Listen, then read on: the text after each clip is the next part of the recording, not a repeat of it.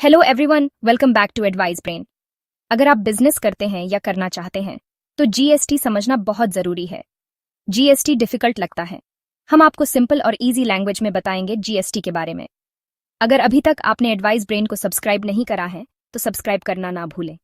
और ये हमारी जीएसटी की स्पेशल सीरीज चल रही है जिसमें हम डेली 3 वीडियो लेकर आते हैं। और आज हम आपको बताने वाले हैं section 129 detention, seizure and release of goods and conveyances in transit. और अगर आपने हमारी पुरानी वीडियो नहीं देखी है तो जरूर देखें। तो चलो बिना आपका टाइम वेस्ट किए शुरू करते हैं और वीडियो को लास्ट तक देखना ताकि आपको अच्छे से समझ आ जाए। पहले बात करते हैं सबसेक्शन 1 के बारे में। इस एक्ट में कुछ भी लिखा हो, लेकिन अगर कोई व्यक्ति किसी भी माल को ट्रांसपोर्ट करता है या ट्रांजिट के दौरान स्टोर करता है और ये एक्ट के नियमों का उल्लंघन करता है तो ऐसे सारे माल और उन्हें ले जाने वाले कन्वेयंस व्हीकल को और इन माल और कन्वेयंस से जुड़ी सारी डॉक्यूमेंट्स को रोक लिया जाएगा या जब्त कर लिया जाएगा और डिटेंशन या सीजर के बाद इन्हें तभी रिलीज किया जाएगा। अगर माल का मालिक आगे आता है और टैक्स और पेनल्टी देने के लिए तैयार होता है तो उस केस में एप्लीकेबल टैक्स और पेनल्टी का पेमेंट करना होगा जो माल पर लगने वाले टैक्स का 100% होगा। अगर माल एग्जेम्प्टेड गुड्स है तो माल के वैल्यू का 2% या 25,000 जो भी कम हो पेमेंट करना होगा। अगर माल का मालिक आगे नहीं आता और टैक्स और पेनल्टी देने के लिए तैयार नहीं होता तो उस केस में एप्लीकेबल टैक्स और पेनल्टी का पेमेंट करना होगा जो माल के वैल्यू के 50% से टैक्स अमाउंट को घटाकर होगा।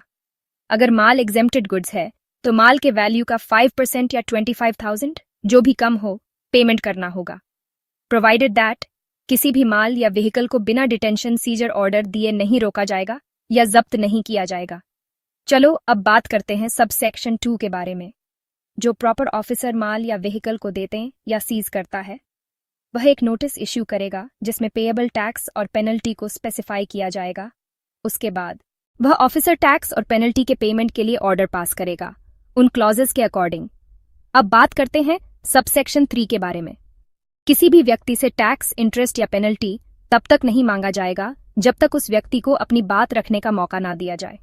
अब बात करते हैं सबसेक्शन 4 के बारे में। अगर माल को ट्रांसपोर्ट करने वाला व्यक्ति या माल का मालिक सबसेक्शन 1 के तहत लगाए गए टैक्स और पेनल्टी का पेमेंट 14 दिन के अंदर नहीं करता है तो सेक्शन 130 के प्रोविजंस के अकॉर्डिंग आगे की प्रोसीडिंग्स शुरू की जाएंगी। प्रोवाइडेड दैट अगर डिटेन्ड या सीज्ड माल पेरिशेबल, जल्दी खराब होने वाला, हैजार्डस, खतरनाक नेचर का है या समय के साथ उसकी वैल्यू गिर सकती है तो प्रॉपर ऑफिसर 7 दिन के समय को कम कर सकता है। तो दोस्तों आज के लिए इतना ही, मिलते हैं नेक्स्ट वीडियो में। अगर आपको यह वीडियो पसंद आई हो तो लाइक करें, शेयर करें और ऐसे ही और इन्फॉर्मेटिव वीडियोस के लिए चैनल को सब्सक्राइब करें। और अगर आपका कोई भी डाउट है तो कमेंट कर सकते हैं या फिर हमें कॉन्टैक्ट कर सकते हैं। Thank you and have a nice day.